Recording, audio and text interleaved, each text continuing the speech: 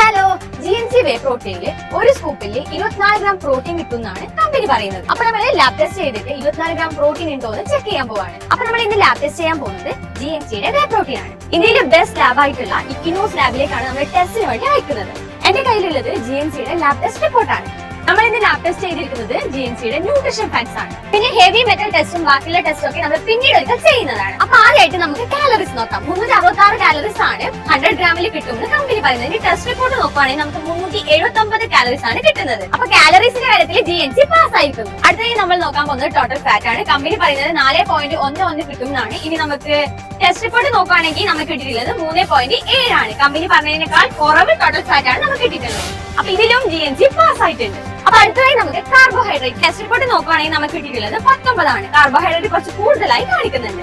ഇനി total sugar നോക്കുകയാണെങ്കിൽ company പറയുന്നത് 7.4 നമുക്ക് കിട്ടിയിട്ടുള്ളത് 4.84 ആണ്. അപ്പൊ ടോട്ടൽ ഷുഗറും കമ്പനി പറഞ്ഞതിനേക്കാൾ കുറവാണ്. അപ്പൊ ഇതൊരു പോസിറ്റീവ് ആണ്. അപ്പൊ ലാസ്റ്റ് ആയിട്ട് നോക്കാൻ പോകുന്നത് പ്രോട്ടീൻ ആണ്. പ്രോട്ടീൻ കമ്പനി പറയുന്നത് 100 ഗ്രാമിൽ 68 ഗ്രാം പ്രോട്ടീൻ കിട്ടുന്നതാണ്. നമുക്ക് ടെസ്റ്റ് റിപ്പോർട്ട് നോക്കാം. അപ്പൊ ടെസ്റ്റ് റിപ്പോർട്ടിൽ നമുക്ക് കിട്ടിയിട്ടുള്ളത് 67.4 ആണ്. അതായത് പെർ സ്കൂപ്പിൽ 24 ഗ്രാം പ്രോട്ടീൻ ആണ് കിട്ടേണ്ടത്. നമുക്ക് കിട്ടിയിട്ടുള്ളത് 23.6 ആണ്. അപ്പൊ 99% ആക്യുറേറ്റ് ആണ്. പ്രോട്ടീന്റെ കാര്യത്തിലും GNC പാസ് ആയിട്ടുണ്ട്. ഇതുപോലുള്ള ലാബ് ടെസ്റ്റ് റിപ്പോർട്ടുമായിട്ട് നമ്മൾ ഇനിയും വരുന്നതായിരിക്കും. അപ്പൊ അതിന് വേണ്ടി ഇപ്പൊ തന്നെ നമ്മുടെ പ്രോട്ടീൻ ഇൻസ്റ്റാഗ്രാം പേജ് ഫോളോ ചെയ്യും. Protein, now available.